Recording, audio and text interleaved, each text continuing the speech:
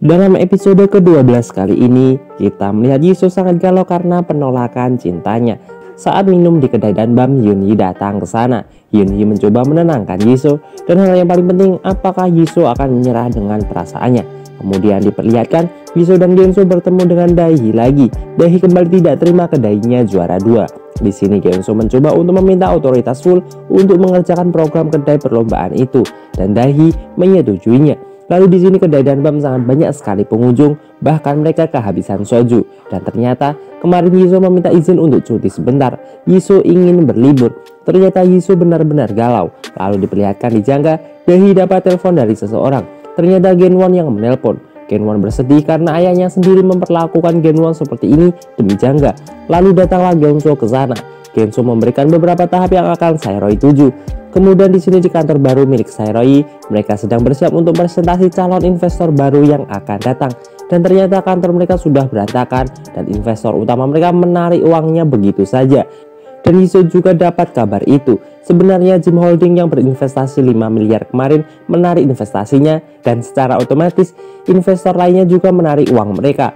Rencana Saeroy benar-benar kacau. Padahal mereka sudah sewa kantor, rekrut karyawan, dan sudah kumpulkan pemilik cabang. Dan ternyata ini adalah ulah dari Daehee. Jim Holding adalah teman lamanya. Sebenarnya keputusan untuk membuka cabang secara banyak adalah keinginan Jisoo, tetapi karena Saeroy pemimpin, dia akan bertanggung jawab untuk Danbam.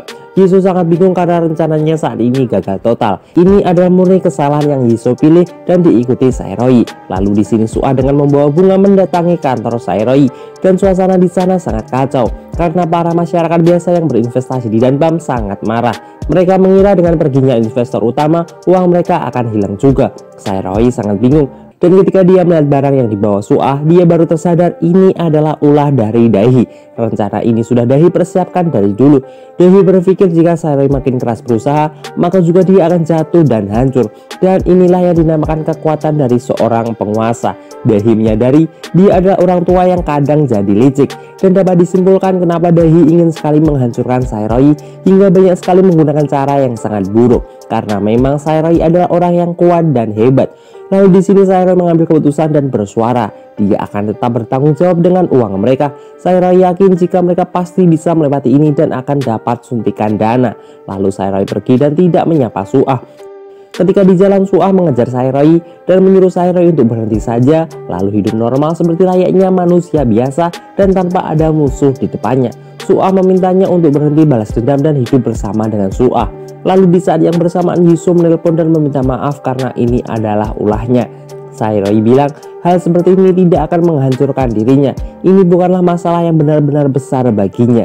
Karena prinsip Saeroy tercipta ketika ayahnya dipecat 20 tahun lalu, dan ketika kematian ayahnya tabrak lari ditutupi begitu saja. Hidupnya Saeroy sudah pernah hancur sebelumnya, dan alasan utama untuk bangkit adalah rasa ingin balas dendam. Dan sebelum itu terjadi, Saeroy tidak akan pernah bisa bahagia. Saeroy tidak akan berhenti ataupun mundur sedikit pun. Jisoo dan Suah sangat bersedih mendengar itu semua. Lalu diperlihatkan ketika Saeroy sedang rapat dengan Lee Jun untuk investor yang akan masuk, Jisoo datang ke sana. Jisoo sangat malu karena masalah ini. Kemudian Lee Jun mencairkan suasana dan memberikan daftar investor yang akan masuk. Dan ketika Saeroy mengecek daftar nama, ada nama yang sangat familiar. Ternyata neneknya Tony adalah seorang sultan. Dia pemilik bisnis properti yang cukup besar. Ternyata dia bernama Nenek Kim. Saat ini dia malah bertemu dengan Daehee. Nenek Kim adalah saksi nyata ketika melihat kerja keras yang dilakukan Daehee saat masih merintis usahanya. Nenek Kim menceritakan ada seorang anak muda yang sangat mirip dengan Daehee. Namanya adalah Park Saeroy. Nenek Kim mencoba menasihati Daehee untuk jangan mengganggunya. Sebenarnya Daehee awalnya hanya ingin memberikan pelajaran untuk Saeroy, tetapi makin kesini Daehee malah sangat membencinya. Dan tujuan terakhirnya ingin Saeroy berlutut di depannya. Lalu diperlihatkan di kedai Danbam, kedai mereka saat ini tutup 1 pekan. Mereka tak bisa buka dalam kondisi seperti ini. Yoonhee harus berfokus untuk acara kedai terhebat, dan yang lainnya berfokus untuk mencari investor baru. Mereka berempat akan berjuang bersama-sama. Ketika malam hari, Saeroy dan Jisoo berada di rooftop. Mereka membahas masalah perasaan Jisoo kemarin, dan tetap saja Jisoo masih sangat menyukai Saeroyi. Hal itu sangat sulit untuk dijelaskan. Bahkan Jisoo merelakan dirinya tidak kuliah dan memutuskan kerja di Danbam.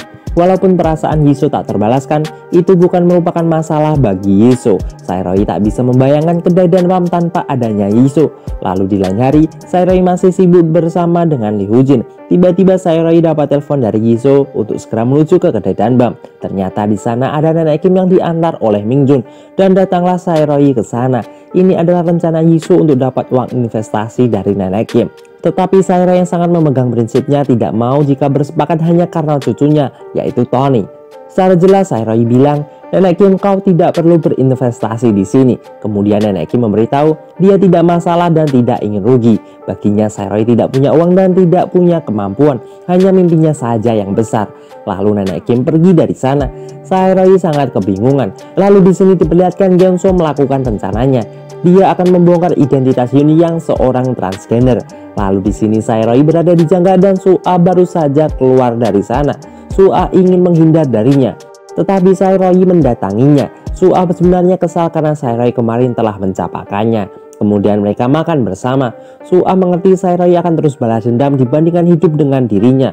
Lalu Su'a bertanya, "Ketika balas dendammu selesai, apakah kau akan bahagia?" Saeroyi hanya diam saja. Lalu ketika Saeroyi kembali ke kedai Danbam, dia melihat Sengkwon dan Yunyi tertidur di sana. Sedangkan Jisoo berkeliling untuk mencari investor. Ketika Saeroyi berada di rooftop, dia menelpon Tony. Saeroyi ingin bertemu dengan neneknya. Ternyata nenek Kim saat ini berada di Pulau Jeju dan berlibur di sana. Ternyata Jisoo mengikuti nenek Kim di Pulau Jeju. Bahkan saat ini Saeroyi langsung menelponnya. Saeroyi langsung berbicara dengan nenek Kim. Saeroyi memintanya untuk jadi investor di perusahaannya. Saeroyi berjanji akan bekerja keras agar kau tidak merugi. Nenek Kim menyetujuinya. Dia berinvestasi bukan karena cucunya, karena memang nenek Kim bisa membaca pasar dan percaya dengan Saeroyi. Nenek Kim suka ketika Saeroyi mencoba menghidupkan dan membantu para kedai yang berada di sekitarnya. Dan targetnya Saeroyi akan jadi nomor 1 di negara ini. Nenek Kim menyuruh Saeroyi untuk menang di acara kedai terhebat dan akan jadi investornya. Jisoo dan Saeroyi benar-benar lega. Dan ketika akan menutup teleponnya, Saeroyi meminta maaf dan mengucapkan terima kasih. Tetapi Jisoo menjawab, "Okelah dan..." 사랑해요. Saeroyi rada-rada bingung dan senang mendengar itu. Lalu perlombaan akan dimulai. Saeroyi bilang mereka akan dapat investasi jika Yunyi memenangkan perlombaan kali ini. Yunyi sangat kesal karena beban pundaknya sangat berat kali ini. Dan ternyata rumor tentang Yunyi seorang transgender mulai menyebar. Hal itu mengakibatkan mental Yunyi sedikit terganggu. Yunyi lalu pergi begitu saja. Dan yang menyebarkan rumor ini adalah Gyeongso. Dia menghalalkan segala cara agar Jangga menang. Su'a tidak setuju dengan itu, tetapi seperti inilah Jangga bergerak dan mengambil keputusan. Lalu ketika berada di toilet, dia disuruh pergi karena toilet ini untuk wanita, dan hal itu membuat Yuni langsung pergi. Ketika Saeroyi mencarinya, Yuni sedang duduk dan menangis. Yuni meminta maaf karena dia tidak bermaksud untuk kabur. Saat ini ia akan bersiap untuk pertandingan, tetapi Saeroyi menenangkannya. Saeroyi bilang, "Kau tak perlu meyakinkan orang lain soal dirimu itu siapa." Yuni menangis sangat keras. Lalu diperlihatkan Gyeongso dan Su'a datang ke perlombaan, dan di sana tidak ada satu orang pun dari perwakilan Danbam. Dan ternyata Saeroyi sendiri yang akan mewakili perlombaan itu. Ketika Jisoo tahu berita itu, dia langsung menelpon Yunyi. Jisoo memastikan keadaan Yunyi dan meyakinkannya. Jisoo bertanya, "Apakah kau akan kabur?"